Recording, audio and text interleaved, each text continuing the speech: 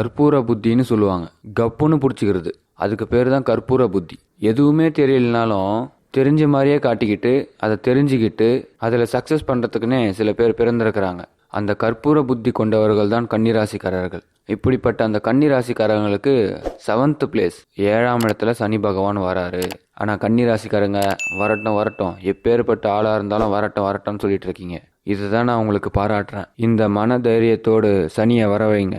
சனியை வர வைக்கும் போது மன தைரியம் நம்மளுக்கு வேணும். சார், நம்ம தப்பு பண்ணாதான் சார் சனி தண்டிப்பார். நம்ம எவ்வளோ புண்ணியம் பண்ணியிருக்கிறோம், நம்ம எவ்வளோ நல்லது செஞ்சுருக்கிறோம், எவ்வளோ பேருக்கு உதவி பண்ணியிருக்கிறோம், எத்தனை கோவில் கும்பாபிஷேகம் பண்ணியிருக்கிறோம், எத்தனை கோவிலுக்கு நம்ம லைஃபே அர்ப்பணிச்சிருக்கிறோம், உழவர் பணி எத்தனை இடத்துல செஞ்சுருக்கிறோம். இன்னைக்கு ஒன்றே ஒன்று தெரிஞ்சுக்குங்க. ஆன்மீகம் அப்படின்றது ஒன்று இருக்குன்னா அது கன்னிராசிக்காரங்களால தான். அதாவது உயிர் பார்த்தீங்கன்னா அவங்க காலகட்டத்தில் ஒரு நாளாவது ஒரு கோவிலை உண்டு பண்ணாமல் போக மாட்டாங்க. ஒரு கும்பாபிஷேகத்தை எடுத்து நடத்திடுவாங்க, இல்லைனா ஒரு கோவிலுக்கு ஏதாச்சும் செஞ்சிருவாங்க. கன்னிராசினாவே கடவுளுக்கும் கன்னிக்கும் சம்பந்தம் உண்டு. நிறைய பேர் கன்னிராசிக்காரங்களை தப்பாக யோசிக்கிறாங்க. நீ கன்னிராசியா அப்படின்னு சொல்லிட்டு தப்பாக நினைக்கிறது உங்களுக்கும் தெரியும். நிறைய பேர் கன்னிராசிக்காரங்க கல்யாண வாழ்க்கையில் சந்தோஷமாகவே இருக்க மாட்டாங்க. அது ரொம்ப எய்ம் பண்ணவே மாட்டாங்க. இல்லறத்தின் மீது நாட்டமே இருக்காது கன்னிராசிக்காரங்களுக்கு. இதெல்லாம் நிறைய பேருக்கு தெரியாது, பயப்படுவாங்க. ஒரு ஹஸ்பண்ட் ஒய்ஃபாக இருக்கட்டும், ஒரு ஃபேமிலியாக இருக்கட்டும், 2 கையும் பிடிச்சிட்டு அப்படி நடந்து போகிறாங்க அப்படின்னா அது எந்த ராசியாக இருக்குன்னு கேட்டால் கன்னிராசி கண்டிப்பாக இல்லைன்னு சொல்லிடுவாங்க. அவர் கன்னிராசிங்க, அவர் அப்படி தான் இருப்பார். அது தவறான புரிதல். கன்னிராசிக்காரங்க என்பது ஒரு கடவுள். அதாவது எப்படின்னா, கடவுளுக்கு ஆன்மீகம் அப்படின்னு ஒன்று இருக்குன்னா எந்த இனமாக இருந்தாலும் சரி, அவங்க இடத்துல அந்த சுவாமியை வழிபாடு பண்ணக்கூடியவர்கள், உலகத்திற்கு உண்மையை ஓதக்கூடியவர்கள், அறவழியில் கொண்டு போகணும்னு சொல்லிட்டு ஆசைப்படக்கூடியவர்கள், இது எல்லாம் கன்னிராசிக்காரங்க தான். ஆன்மீகம்னா என்ன?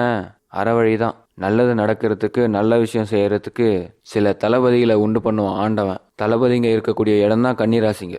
உண்மையா இல்லையா? கமெண்ட்ல சொல்லுங்க. எந்த கோவிலுக்கு சென்று எந்த தெய்வத்தை வணங்குறீங்கன்னு சொல்லிட்டு கமெண்ட்ல சொல்லுங்க. கன்னிராசியில் நீங்கள் எந்த நட்சத்திரம்னு சொல்லுங்க. சப்ஸ்கிரைப் பண்ணிக்கோங்க. அடுத்து குரு பயிற்சி, சனி பயிற்சி வீடியோக்களும் தொடர்ந்து வந்துகிட்டே இருக்கும்.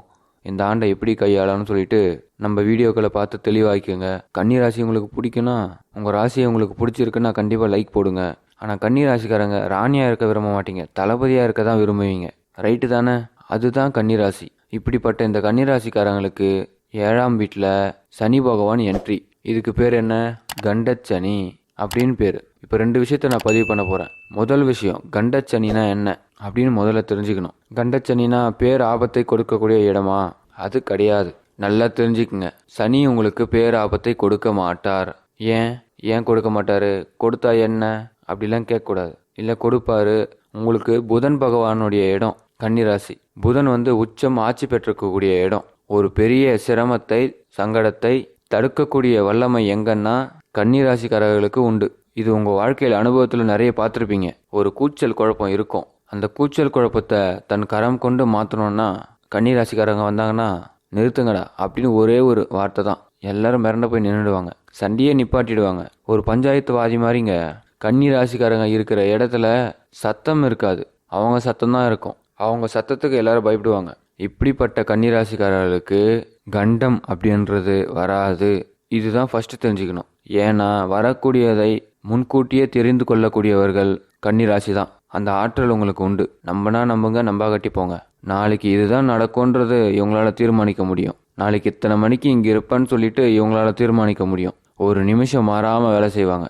இது கன்னியோட ஸ்பெஷல். இதெல்லாம் பல பேருக்கு தெரியாது. யாராச்சும் கன்னிராசியை பற்றி தப்பாக பேசினா நீங்கள் கண்டுக்காதீங்க. உங்களை பகவான் என்றைக்குமே கைவிட மாட்டார். இன்னைய வரைக்கும் கைவிடலை. நீங்கள் இன்னைய வரைக்குமே பல போட்டிகளை கடந்து வந்திருக்கீங்க. என்ன சொல்கிறது, பல பேருக்கு கன்னிராசிக்காரங்களை கண்டாலே ஆகாது.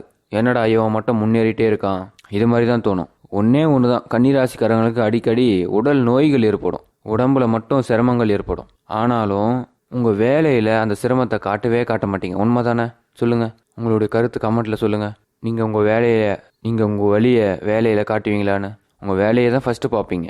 ஒருத்தருக்கு நல்ல ஜுரம் அடிக்கும், ஆனால் வேலை பார்த்துட்ருப்பாரு. அதை போய் தைரியமாக கேட்கலாம், சார் நீங்கள் கன்னிராசியான்னு. ஆமாங்க அப்படின்வாங்க. அவர் வேலையை முடிச்சுட்டு தான் ஜுரமாக இருந்தால் கூட போய் படுப்பார். இப்படிப்பட்ட கன்னிராசிக்கு கண்டம் வருமா வராதா? ஆனால் இந்த 7ஆம் இடம்ன்றது கண்டச்சனினா உயிர் பயத்தை கொடுக்கக்கூடிய சனி அல்ல. அதை முதல்ல புரிஞ்சுக்கணும். நமக்கு தேவையில்லாததை வெட்டக்கூடிய இடம். 7வது இடத்துக்கு சனி என்ட்ரி ஆயிட்டாருன்னா நமக்கு இது வரைக்கும் ஏதாச்சும் தேவையில்லைன்னு பயந்துகிட்டு இருந்திருப்போம். ஏதாச்சும் ஒன்று இல்லைன்னா என்னடா பண்ண போகிறோன்னு சொல்லிட்டு யோசனை பண்ணிட்டு இருப்போம். அதே மாதிரி தேவையில்லாத விஷயத்த ரொம்ப யோசிச்சுட்டு இருந்திருப்போம். தேவையில்லாத விஷயத்த ரொம்ப யோசிச்சுருந்துருப்போம். இது எல்லாத்தையும் டிலீட் பண்ண வைக்க போகிறாரு. ஒரு மரம் நிறைய காடு மாதிரி வளர்ந்துருச்சு. அந்த மரத்தை என்ன பண்ணுவாங்க கவர்மெண்ட்டு? அதை வெட்டுவாங்க. அதையெல்லாம் சரி பண்ணி வைப்பாங்க. திருப்பி வளரும். ஏன்னா அந்த மரத்தினால யாருக்கும் பாதிப்பு வரக்கூடாது, நல்லது தான் வரணும். அதே மாதிரி தான் இந்த கன்னி ராசிக்காரங்களுக்கு சனி உள்ள என்ட்ரி ஆகுறாருன்னா சட்ட ரீதியாக காப்பாற்ற போறாருன்னு அர்த்தம். உங்களை கீழே விழாம சங்கடத்தில் விழாம உயர்த்தி விட போறாருன்னு அர்த்தம். அப்போ உங்களுக்கு எந்த கண்டமும் வராது. சனி பகவான் உங்களை சேஃப்டி பண்ண போறாருன்னு அர்த்தம். ஞாபகம் வச்சுக்கோங்க, இவ்வளோதான். நீங்கள் செய்ய வேண்டியது ஒன்று தான். வார்த்தைகளை, இதுதான் நான் முதலே சொன்னேன், இப்போ ரெண்டாவது ஒன்று சொல்கிறேன். வார்த்தைகளை கவனமாக பேச வேண்டும். 7வது வீட்டில் சனி என்ட்ரி ஆகிட்டார்னாவே வார்த்தைகள் கம்மியாக பேசணும். என்றைக்குமே நம்ம வாயிலிருந்து வரக்கூடிய வார்த்தைகள் தான் நம்மளுக்கு முதல் விரோதி, முதல் எதிரி. ஏன்னா உண்மையை பேசுறதுக்கு ரொம்ப ஆசைப்படக்கூடியவர்கள் கன்னிராசிக்காரங்க. ஒருத்தர் தப்பு பண்ணுறாங்கன்னா அதை தப்புன்னு சொல்லக்கூடியவர்கள், உண்மையாக இருக்கணும்னு ஆசைப்படக்கூடியவர்கள். 10 பேர் முன்னாடி தன் தரத்தை குறைத்து கொள்ள எதற்கும் தயாராக இருப்பாங்க. ஆனால் உண்மைக்காக தான் தரத்தை குறைச்சிப்பாங்க.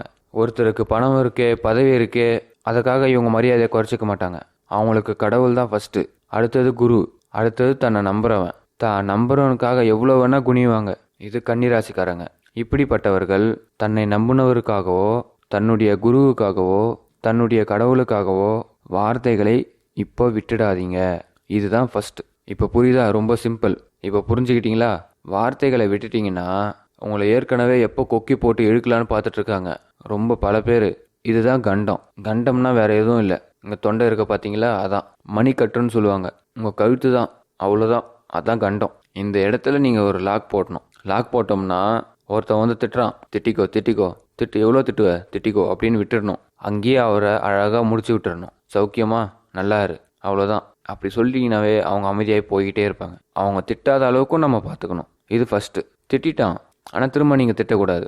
சௌக்கியமா இரு அப்படின்னு சொல்லிடணும். இப்போ பாப்பாரு சனி, நம்ம நினச்ச மாதிரி கன்னிராசி செயல்படுறாங்களே அப்படின்னு, என்றைக்குமே எதிர்த்து பேசாமல் செயல்படுறாங்களே அப்படின்னு, தம்பி என்னுடைய லாபத்தை அவங்களுக்கு தரேன் அப்படின்னு பலனை தருவார்.